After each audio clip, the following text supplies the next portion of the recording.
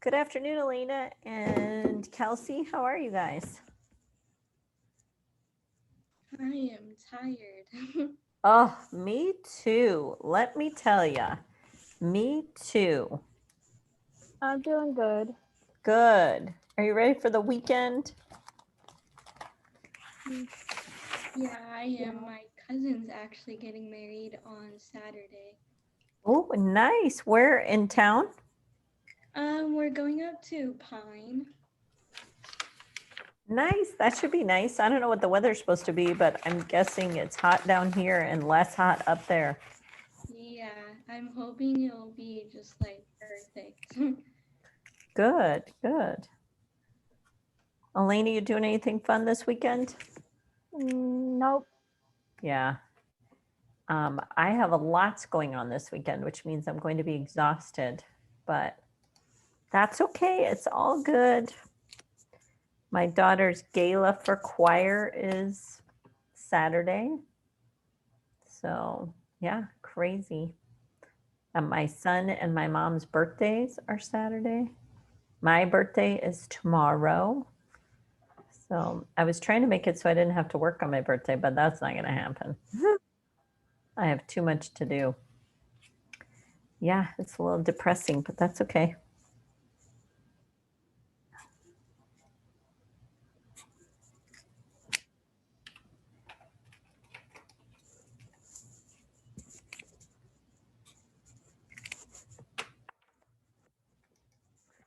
All right. I just remembered I changed something.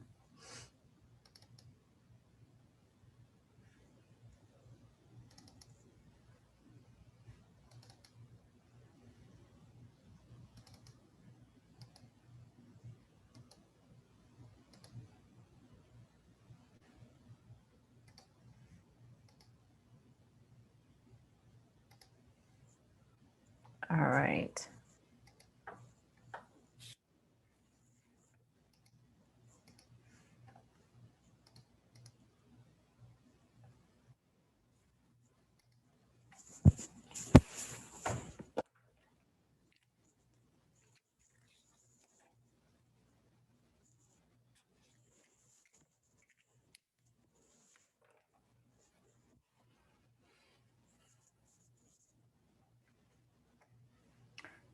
Did you guys enjoy? Thanks, Sydney. Um, did you guys enjoy your live or die discussion board? Yeah. Great dinner table conversation. So it was so funny. We have a family Zoom on Wednesday and Sunday, but I usually don't go on Wednesday because I'm too busy. But I went yesterday, and my sister is well, it's a long story, but anyway, she said, "Can anyone do a math problem for me?" Which we're all math majors, so of course we could all do the math problem for her. And she goes, um, "It's a surface area problem," and like there were several groans, and I was like, "I'll do it." So we're on Zoom, and my parents are both on Zoom, right? And it's me and my sisters and my cousin, and or my niece, and like we were ignoring each other, just doing the math problem. And my mom was like, "I don't want to do the math problem." And I'm like, "Seriously, mom? Like, do the math problem. It's not that hard." And she was like, "Nope, not doing it." It was just funny. But I got it right. You'll be pleased to know that I got the math problem right. And I'm like, "Give me another one. Less is fun." And so we decided one of our Zoom calls is just going to be all math problems, which my mom will not appreciate. But it's not like she didn't know how to do math. She just told me she's old and she doesn't want to think so hard anymore. She was a biology pre med major from Stanford. You can't tell me she doesn't know how to do math, you know? So she was just being sassy last night. But it was all good. It was fun stuff. I love surface area problems. But I also like my job is math, right? So I might be a little spoiled. I'm going to share something with you guys first. That's not in our notebook, but it's okay. because I just want you to see the links because I forgot to put our Thunderbird Thursday in here. Okay. I need to add our Thunderbird Thursday to our slides. So first of all, welcome back. I'm so excited you're here. Is anyone else feeling tired? Yeah, like 2 weeks off and now a whole full week is a killer, right? Yeah, I don't know. Just because we got a lot going on. My daughter has her thesis defense this afternoon at 4:30. So she's been a little stressed. So she'll feel better when that's done. Just a lot going on, right? She's going to have to make her college decision soon. Hey, speaking of which, do any of you know seniors in high school that are graduating? McKenna says yes. Okay. Bethel says yes. MCC just announced. Did you hear it on the news? They just announced free tuition for 2 years if you are a high school graduate this fall. So here, this is what it says. Free college tuition available to graduating Mesa High School seniors, thanks to a partnership between City of Mesa and MCC. So it says there's a program called Mesa College Promise. So if you know a high school senior who might want to go to MCC, it's called Mesa College Promise. I'm going to see if I know where to put this, where they contact someone.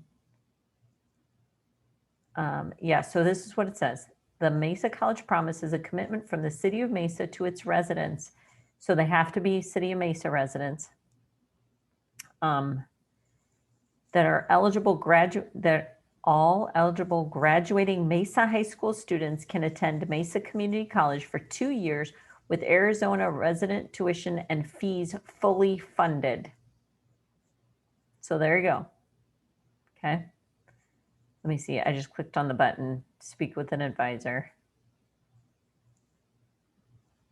So what's interesting is it says blah, blah, blah. Okay. Current Mesa High School students can schedule an advising appointment by contacting their site advisor below based on their high school. If your high school is not listed, please reach out to an outreach specialist. So that's just, there's just a generic outreach specialist, I guess. So I'll put this in the chat if I can find it, if you're interested, but I would say some people need to take advantage of that, right? Because that seems like a great thing that the City of Mesa and MCC are starting together. So it's called Mesa College Promise. So when that, you're like, why did that not start 2 years ago when I started, right? Yeah, I feel your pain. Okay. Oh, sorry, Jessica, traffic, annoying. Yeah, Okay. 2 accidents on 2 main roads, so I had to take back streets. Nice, that's fun. Okay, Mesa College Promise. So that was not my We Share Thursday or whatever today is, but I just saw that it just came out on the news. So I wanted to share that with you guys. So, okay, so I'm going to put this in the chat. And you could just go to MCC's website and put in Mesa College Promise. I'm hoping they make it very, and then whoever you're going to send it to could just go to that link and click speak with an advisor and they can figure out who they need to talk to. But I think that's awesome. Okay. Am I sharing my screen? Ah, good. Okay. So the other thing, Thunderbird Thursday, taking care of your needs and happiness. I don't know about you, but this year online has been rough, right? And sometimes you just pretend you're happy even when you're not. And that's probably not a good thing, right?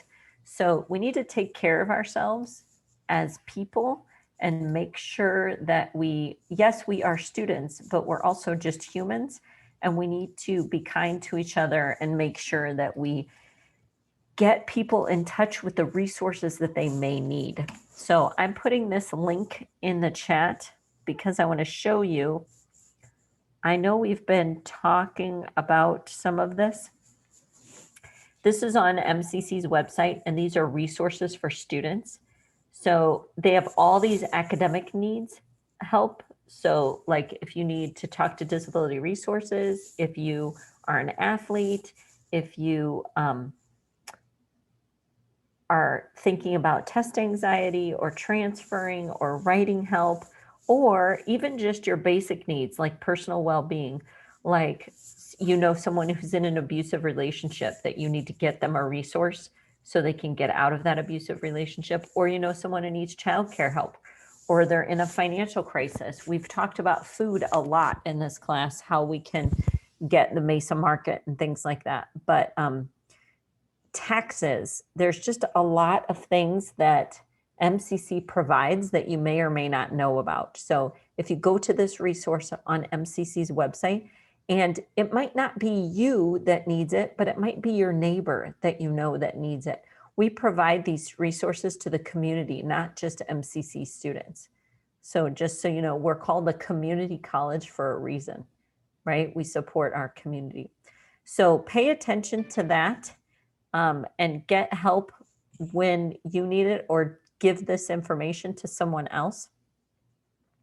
The other thing is there's a Psychology Today article on happiness.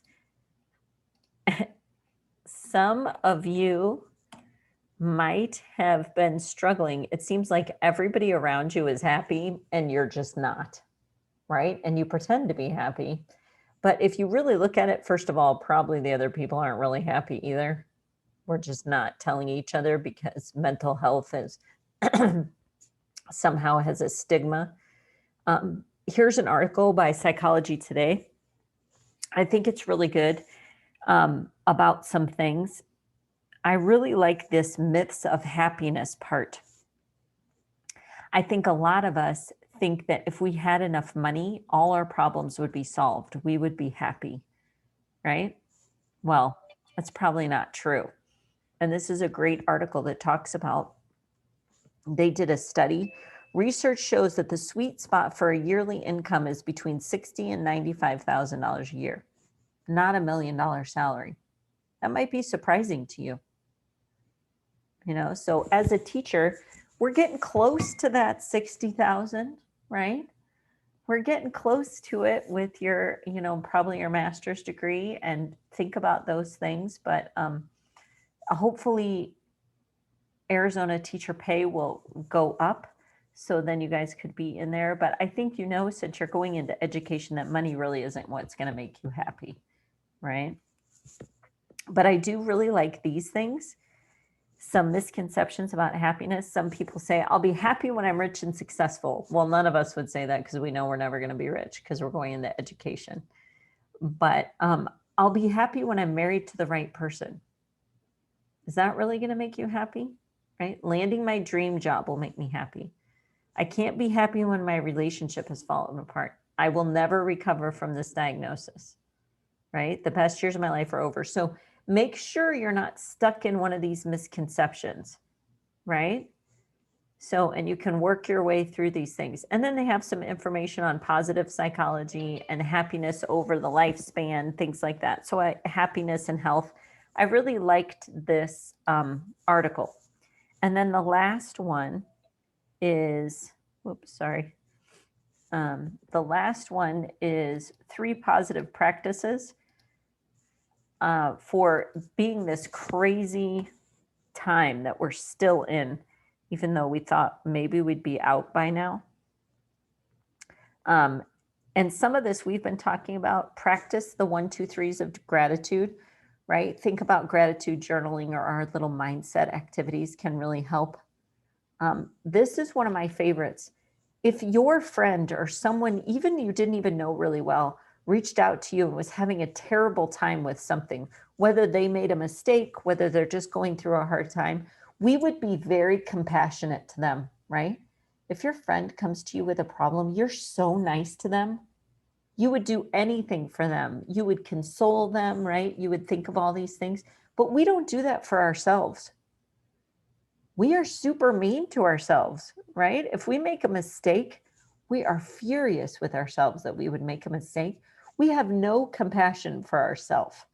So that's what you really need to think about. How you would treat someone else if they're going through a rough time is how you should treat yourself, right? Don't be mean to yourself. Okay, so write a self-compassion letter. And then the last one I loved because it's going to get so hot, we're never going to walk outside. So take a savory walk. So you could probably still walk right now in the morning and at night without sweating to death. But by about, I don't know, I'm a wimp. I would say by 10, I'm not wanting to go on a walk, right? It's hot by 10 in the morning. So take advantage of it while you can, right? Or maybe some of you, I know Kelsey's going up to Pine this weekend. You know, if you can get out of the heat, even just for part of the day, yeah, like to drive up to Sedona or up north somewhere where it'll be a little bit cooler, that might do wonders for your well-being, okay? So think about those things. The other thing I just want to mention briefly, I know most of you are transferring after this semester. After watching your videos, I was like, okay, I should have been writing it down. Who's going to ASU? Who's going to NAU? Because there are so many of you. Is anyone not going to one of those two, but transferring and going somewhere else? I don't remember anyone saying that they're going to Grand Canyon or has anyone heard of Arizona Christian University? They're in town here and they have a big education program. They are trying to do a lot of things. We had an Educator Rising meeting with about transferring, and they were there as well. Who was there? Yeah, they were there. GCU was there, ASU and NAU were all there. Really interesting. I'm not pushing them because I don't know much about them, but just know that if you're not transferring yet, that might be a place you want to look into if that's your thing, if you want a Christian focus at your university. Okay. That being said, who knows, we have an Educator Rising meeting today at 2:00. Who knew that? A couple of you. Did anyone read my updates and announcements for this week? Interesting. Just saying. I'll be at the meeting. It's going to be a fun one. We're just playing games. And then our next meeting, I think, is a party. So no reason not to come unless you're busy. I get it if you're busy, but might want to stop by. I'm just saying, or read my updates and announcements ever. Just saying. Okay. Let's move to our notebook and let's talk about first. I hope you liked the live or die problem. It was super fun. I can't wait to read your discussion board. Some of you wanted to come visit me about your live or die problem, which is fine. I'd really prefer if it's a discussion board, you really to think it through and put your ideas out there. So then when you're really practicing MP3, construct viable arguments and critique the reasoning of others. If you're wrong, it's okay, right? You can always make an amendment to your post and you can learn from your classmates because they might think of something that you hadn't thought of. Now, some people make some stuff up like they're looking for some loopholes that might not have been there, right? So, but that's okay. We'll talk about those as well. Okay. Yesterday we finished odds. Yes, we talked about odds in favor, odds against. We've already talked about your rock, paper, scissors and your dice activity. I know there was a little bit of confusion about the independent versus dependent foldable, right? Remember, it doesn't line up great, blah, blah, blah. You can just do it on paper. That's totally fine. Andrea, did you get my messages about office hours? Yeah, I got the messaging. Okay, good. I was trying to ask you the question about the foldable, and then I read that it had to be double-sided, and then when I printed it out, it wasn't right, so I just did it on a separate piece of paper. Good. So did you see that I think you tried to join my office hours by joining class time instead of office hours? Yeah, I didn't press the office hour, like little tab, because I thought it only told you the office hours, and I Oh. didn't have the link. Yeah. Yeah, so always just click on office hours, and it works in my virtual classroom too. And just so you know, just in case any of you make that mistake, like if you click on it and it says I'm in another meeting, you're probably in the wrong meeting, right? Because I'm not usually in a meeting if you're expecting me to be in office hours. Like I'm there waiting for you. A few people came on, right? There were like 5 of us. So from this class and my other class. So that was fun. Okay. So today, simulations and the Monty Hall problem. So first, let's do a quick warm up. We'll just put this in the chat. So given the probability of an event happening is 37 to 45, what are the odds in favor and the odds against that event happening? So think about that, get it ready in the chat, but don't hit enter.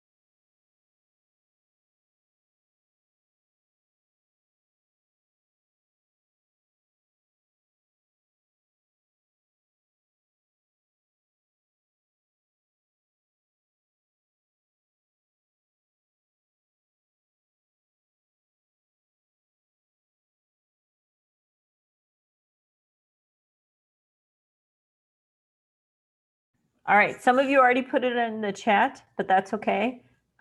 Just send it in just a second. Is everybody ready? If you already send it, you don't have to resend it. It's up to you. Okay, 3, 2, 1, go. Nice.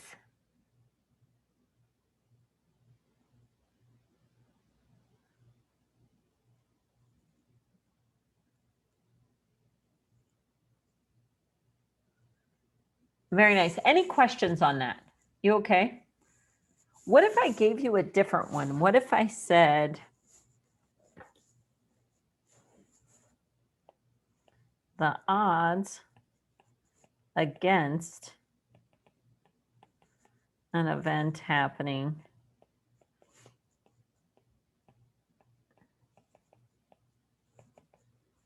is 12 to 23. What is the probability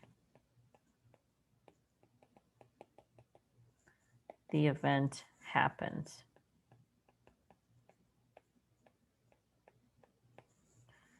So the odds against an event happening is 12 to 23. What is the probability the event happens?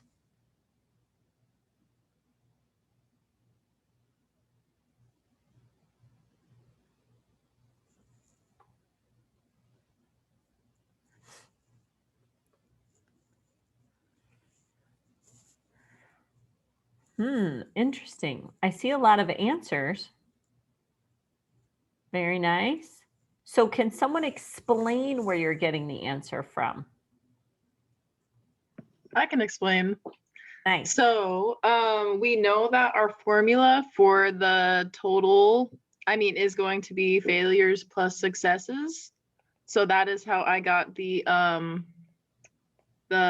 denominator. And then for the numerator, I just looked, I knew that odds against is failures to successes. So I took the successes from the odds against, and I got 23 over 35.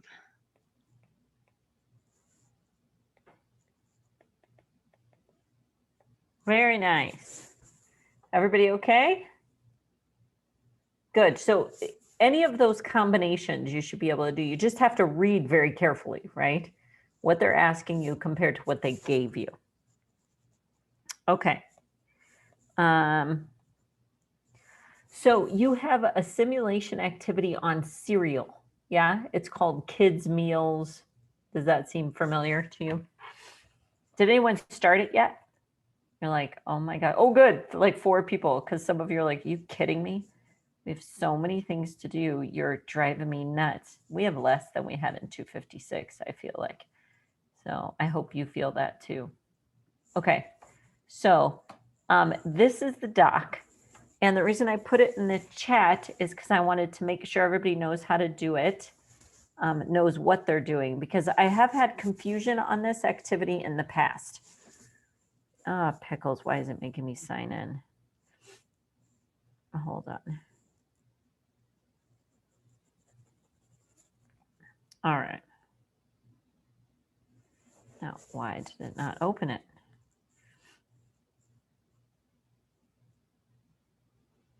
There we go. Okay. So simulations are used in probability all the time to model what could happen in a given situation. And the reason we do simulations is because sometimes it's too hard to do the actual thing, right? So it's easier to do a simulation. You can imagine why they do crash test dummies, right? Because we wouldn't want to do that with real people, right? That sounds like a bad idea, right? Nobody's paying attention to me, I can tell. Did you just hear what I said? Yeah, you're talking about how using real people as crash test dummies would be an awful thing. Yeah, thanks, Elena. Just nobody respond. Like everybody's face was like this. I was like, are they just ignoring me? Like I can start saying crazier things. It's okay. Okay, so we can use cards, dice, coins, spinners, and random number generators. Random number generators are really common for running simulations. So in this simulation, and we're going to use a random number generator so we can simulate what's happening. And I adapted this from something from Central Michigan University that was called 10 to Win. So this is an activity that I would definitely do in an elementary school, like maybe late elementary school. So, and these warm-up questions are important. So make sure you fill them out before and make sure you answer them because some people skip these. I don't know why. They think warm-up means optional. It does not. So have you ever tried to collect a set of cards or toys from a fast food restaurant, cereal box, or gum package? Has anyone ever tried to do that? Yeah, Tyler, I've done it. I've tried, right? My kids were obsessed with it for a while. I can't even remember what toy it was in this cereal box, but they definitely were obsessed. Maybe not yet, but I'll put it in there right now. Sunita, okay, I'll put it in there in just a sec. So this, hold on, let me try not to do too many things at one time because I might lose my mind. I mean, it's possible. Okay. Tyler or whoever else said they collected things. What happened when you did this? When you did an activity like this? I never actually collected them all. Yeah. There was always one you just couldn't get, huh? I feel like there was, or you just kept getting the same stupid one over and over again. Did that happen to anyone? Especially in cereal boxes. I feel like that was where my kids got spoiled by their aunt. We never really took them to like McDonald's for like Happy Meals or anything, but my sister, when she would have them, she would take them to like McDonald's for a Happy Meal toy, a Happy Meal, and they would get the toy. And if they had already gotten the toy, she let them go up and ask to trade this. Is this a thing?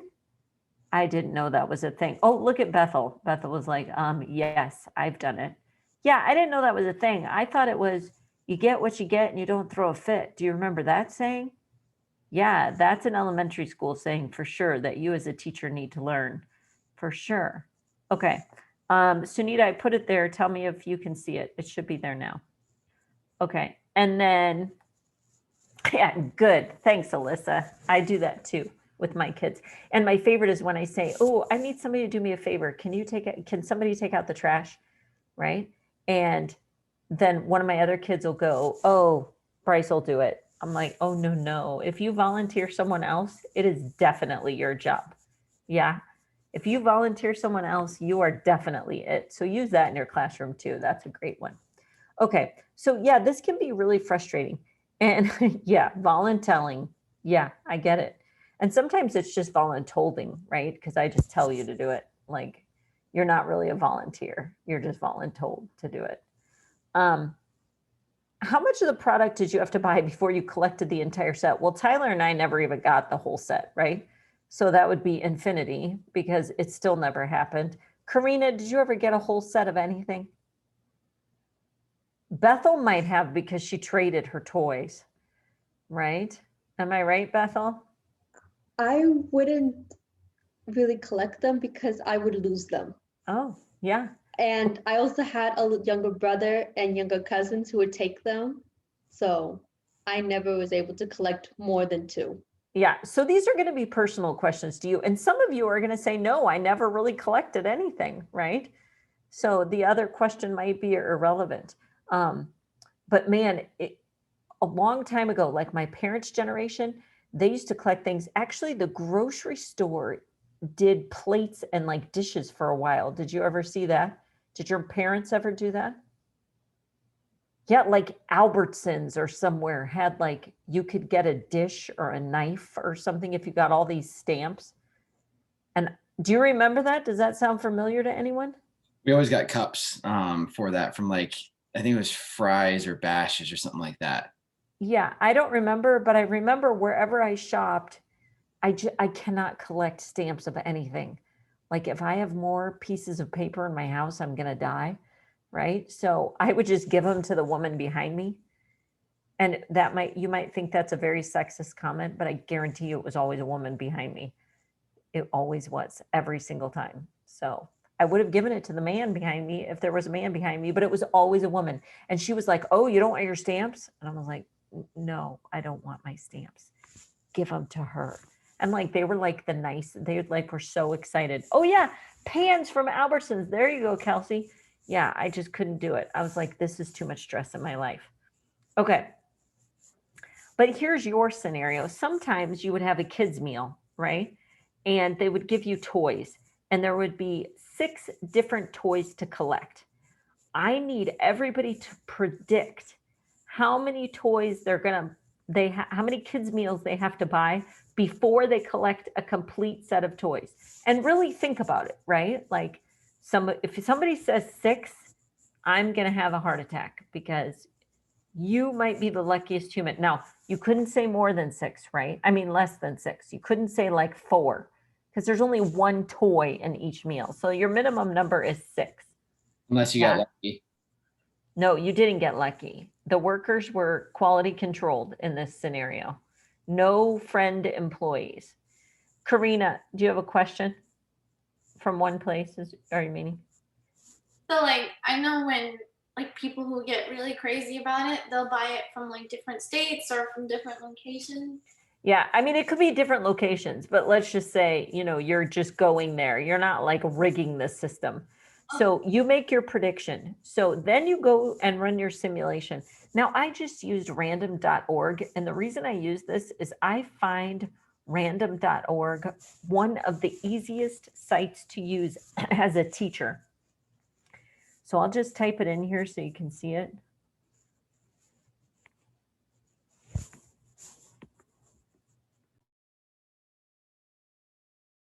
All right. So, and it has all kinds of crazy things on there, but I'm just use this random number generator. And I just put in 1 to 6, right? Because toy number 1 would be 1, toy 2 would be 2, 3, 4, 5, and 6. And then all you're going to do is hit generate, and it's going to tell you, you got a 2. So on your table over here, wherever I am, on your table, you would put a tally mark under, not 1, because I got a 2, under 2. And you would go back to the generator and keep doing it until you have at least 1 tally mark in every single one. So let's say, for example, here's my made up data.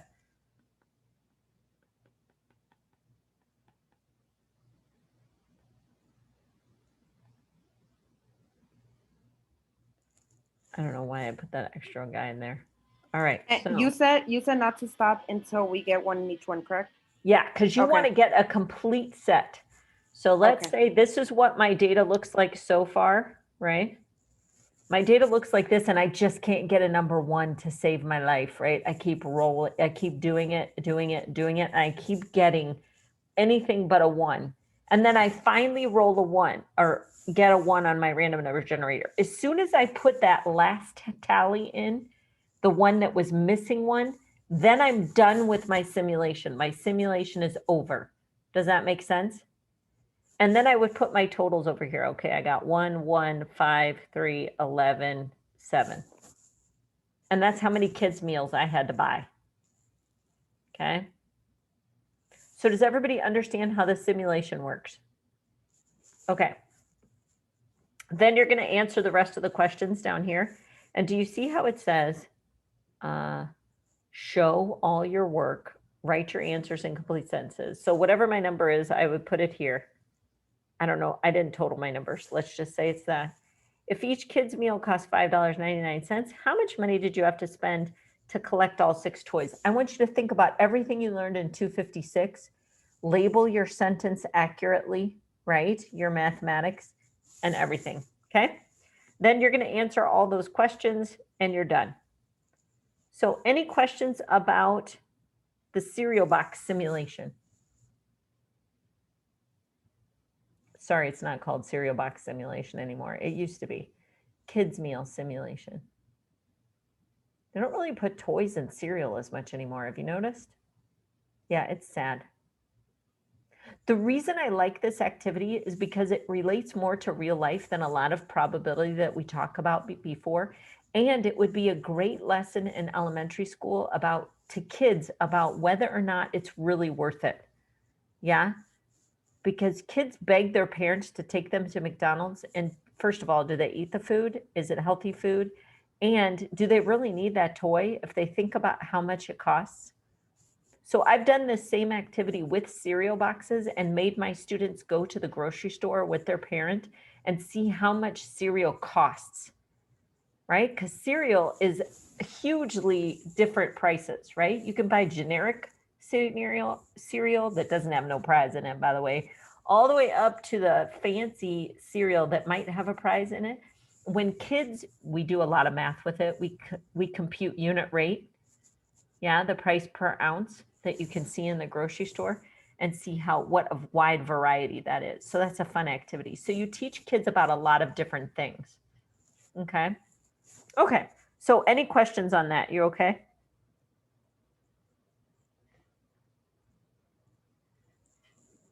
Okay. Yeah, they'd love this activity. Good luck. But I'm going to use a simulator because in real life, I go broke buying people Happy Meals all the time. Let me tell you. Yeah. Okay. Now I just want a Happy Meal and I don't even like McDonald's. I'm just saying, like, there's something about their marketing that just works. Okay.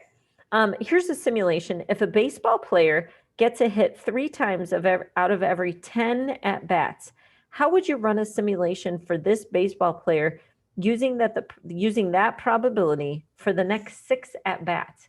I want you to think about how you could run a simulation that would do that using the fact that he gets a hit 3 times out of every 10 at bats. Okay, So I want you to think about that for a minute. I'm going to put you in breakout rooms so you can have an idea of that as well.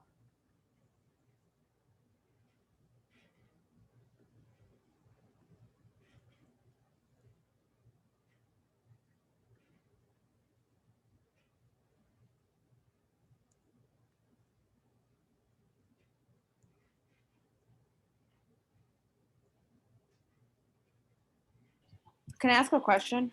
Yeah. I'm a little confused on what it's asking, or I don't know if I'm not reading it correctly. I'm kind of confused on what it's asking. So I just showed you a simulation Mhm. with the kids' meals where there were 6 toys. And Yeah. so I used a random number generator where each one was equally likely. So I just chose a number between 1 and 6. But you Mhm. don't have equally likely probability in this case because your probability is 3 out of 10 times he gets a hit, which would mean 7 out of 10 times he does not get a hit. Mhm. You have to figure out how you're going to simulate that. Okay, run a simulation and get data for his next 6 at-bats. So you can use anything you want. You can use a random number generator, you can use a spinner, you can use whatever you want. Okay, but you have to think up a way you're going to make it work with that probability. Okay. Thank Okay. you. Yep.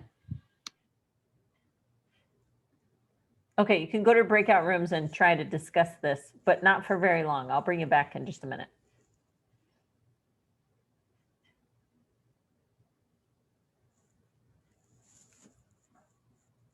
Hello, you're back. Okay, so did anyone come up with any idea on how we could make this happen? Karina's shaking her head yes, maybe, pretending, right? Like Karina's like, oh gosh, I was the only one who shook my head. I'm not going to do that ever again. Vanessa gave me the thumbs up. Tyler's thinking maybe, maybe not. Okay, so first of all, if I was going to do it, the first thing I would go is, okay, I'm not going to use a coin, right? Because I only have 2 options, which would make sense if my choice was hit or no hit and my probability was 50-50, right? 1/2 he got a hit, 1/2 he didn't get a hit, but that's not the case here, right? So I couldn't use a coin. Any ideas on what you might use? Just put them in the chat. Let's see. Any ideas on what you might use? A spinner. Vanessa says spinner. Tell me about your spinner. What would you need? What would your spinner have? So Hannah actually came up with this idea, but we said that we labeled the spinner from 1 to 10, and then we had the idea that every time it would land on numbers 1 through 10, it would be a hit, and every other number wouldn't. Wait, 1 through what is a hit? So 1 through 3. Okay, so numbers 1, 2, and 3 are a hit, and 4 through 10 are not a hit. Yes. Okay. Does anyone agree that that simulation would meet this criteria? Besides this group, I agree. That meets the criteria because 3 out of the 10 are hits. The way Vanessa explained it makes sense. Perfect. Excellent. So you could have a spinner, right? And you could have a spinner and it wouldn't even have to have labels of 1 through 10. It could just be a spinner with 10 sections that are even, and 3 of them could be labeled hit, and the other 7 could be labeled not a hit, right? Or it could really be a spinner with 2 sections, one that is 3/10 and one that is 7/10 in size, and one could say hit and no hit, right? So pretend I could draw a spinner. I can't. But pretend I could and split it into 10 equal sections. This is going to be a nightmare, right? Just so you know. Oh gosh, I couldn't even get it in the middle. Okay, that's just not going to happen. I'll do it electronically later. But you can see what I mean, right? You would have, we'll approximate, but we'll pretend we didn't approximate. So let's say that's about 3, and this would say hit, and all of this would say no hit. Right? That would be our spinner. Same idea, right? 10 sections, 3 of them say hit, 7 say no hit. Well, how else could you do it? So if we did the generator, the random one that you just explained, if we did 1 to 10 and we just put generate, would that work? Yeah. So Okay. random number generator, and you would do 1 through 10. And would Mhm. you label 1, 2, and 3 as a hit? Yeah, and then 4 through 10 would be not a hit. There you go. 4 through 10, not a hit. Now that makes sense. All right, good. You could have a 10-sided dice, right? Those exist. Yeah. Could you have 10 numbers in a hat? Or could you have 10 slips of paper in a hat? 3 of them say hit, 7 of them say no hit. Yeah, that's a simulation. You just have to remember to put the slip of the paper back in the bag when you do your second pull, right? That would be with replacement. So do you understand how to describe a simulation now? Does that make sense? I purposely made it very vague so you guys would have to think it through. Okay. Yeah, now it does. Good. So, and this is what scientists and mathematicians and statisticians and mathematical modelers do all the time. They have to, usually we use computers to do it now. So we write computer code that generates it, right? That says 3 out of 10 times this is going to happen, 7 out of 10 times this is going to happen. And they run a simulation that we model with computers. Okay. Has anyone seen Let's Make a Deal? Or do they know who Monty Hall is? Okay, so Let's Make a Deal. Who's the host now? What's his name? I think his name is Wayne. Wayne Brady. There you go, Wayne Brady. Okay, Wayne Brady is the host of this show called Let's Make a Deal. It's a really old show, like really old. And the host of the show used to be named Monty Hall. So, and this is a famous problem called the Monty Hall problem. Now, everybody's going to raise their hand and say, I will not Google this. Yes, I will not Google this. Everybody put your hand up. I will not Google this. Yes, thank you. I will not Google it. Promise me, don't Google it. You can Google it later, but not right now. Okay, so this is the game. The game was super fun, by the way. The game is, there's 3 doors, okay? Behind 2 of the doors is an awful prize. And literally in the Monty Hall days, it was a goat, like a live goat. And people didn't like goats back then. Like people like goats now. People would be like, oh, I can milk my own goat. I can make goat cheese and blah. No, this is not what was happening during this time period. People did not want the goat. It was not a good prize. Behind one of the doors was a super amazing prize, usually a car. Okay, so 2 terrible prizes, 1 great prize. So this is how the game would go. You're the contestant. The host would say, which door do you pick? You can't see what's behind the 3 doors. So let's just say you pick door number 1. Okay, perfect. So the host knows where the good prize is and where the bad prizes are. So the host reveals one of the other doors, and it has a goat behind it, right? So now you know where the goat is, or one of the goats is. And so let's say the goat was behind door number 3. You picked door number 1. So now you still don't know what's behind door number 1, and you don't know what's behind door number 2. Okay? And the host says, okay, do you want to stick with door number 1, or would you like to switch to door number 2? And the person's like, I don't know, like freaking out, right? And the audience is screaming, switch, stick, switch, whatever. Anyway, and the person has to decide. Well, what we want to talk about is, should you stick with your original choice, or should you switch to the new door? Mathematically, what is more likely to contain the prize? Yes? So does it matter? Should I switch? Should I not switch? Does everybody understand the game? Okay, so here's the game. There's your 3 doors. Behind one door is a car. Behind the other 2 doors are goats. You pick a door. The host reveals a different door. right? That's a bad price. And then they ask you, do you want to switch or do you want to stay with your choice? Now, I want you to think about how you would do this problem, how you're going to figure it out, if it makes a difference if I switch or not. You could do a simulation. You could do a think of a tree diagram, but I do not want you to Google it. Yes? So I'm going to put this document in the chat. I will also put it in your OneNote. I don't know why I didn't. And but I want you to think about and come up with mathematical justification for why you would switch or not switch. Okay? Yes? Everybody understand their task at hand with their team? Okay. I want you to think about it. You can do a simulation. A simulation might help you decide. Okay? A tree diagram might make you cry. I don't know, whatever. But think about it. You can't just go, I think this. You have to have mathematical justification. Okay? Okay.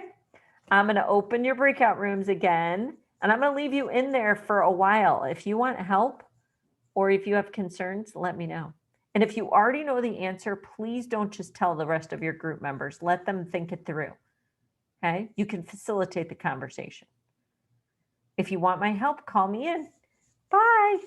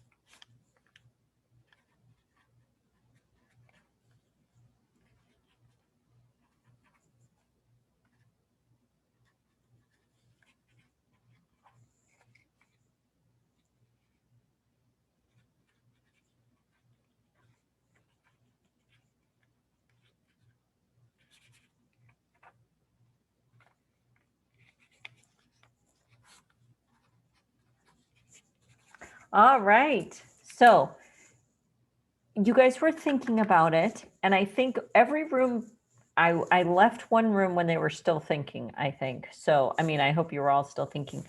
I'm not going to tell you the answer. I know it's going to stress you out, but I have a video that's a great simulation of the answer, and it's an explanation for you. And I think you'll like it. And then I'll show you the tree diagram next week, or I'll send you an email with it this weekend. You can watch the video right after class. The video is embedded in my slides, and it's a great video. Especially the reason I love it is because they do a simulation. And one of the people who's doing the simulation is a mathematician, and the other person is just a regular guy. And so it's funny because just their interactions are really good. I'm going to put up so here's the video, by the way, the Monty Hall problem explained. And then, so you still have your dice activity if you haven't finished, your rock, paper, scissors, your kids' meal simulation, of course, your more assignments, and then your exit ticket. I'll put that in the chat. Does anyone have any questions about your group or your team activity? It's not due for another whole week. You know, it's not due this Monday, but it's due the following Monday. But I just want to see if you have any questions. Yes, I will link the video in the chat right now. I don't like it how the links aren't live in OneNote. I don't know why they're not. It's irritating to me. Were we already put into groups? Yes.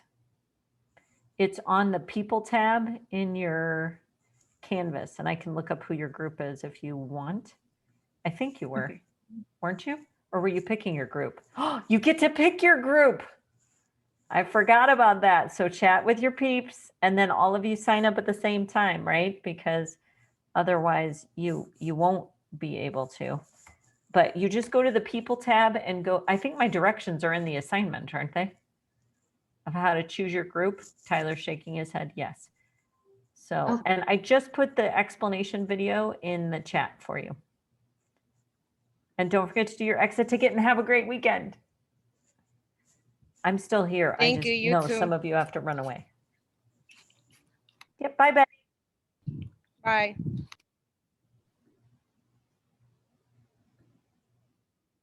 If anybody wants me to show them how to get their group, I can show you how to. But I figured you guys, most of you know each other at this point, and you could choose your group, or you've been working together all week anyway for 2 weeks now. I have a question. Yes. With the meal problem, Yes. the one with the number generator. So for the min, I would put like a 3, right? And then a 6. No, a 1. Oh, I'll just keep putting 1. Yeah, the min's always going to be 1. The max is going to be 6 because you always have the equal likelihood of that one. Oh, okay. And I'll just keep generating and generating until I at least have 1 tally mark for each one. You got it. Okay, that's it. Thank you. Oh, so a couple people picked their groups. Good job. I have a month, not a question, but I mean, I guess it can be. In the Monty Hall game that we did, Yeah. you said that I kind of was on the right track. Yeah. So now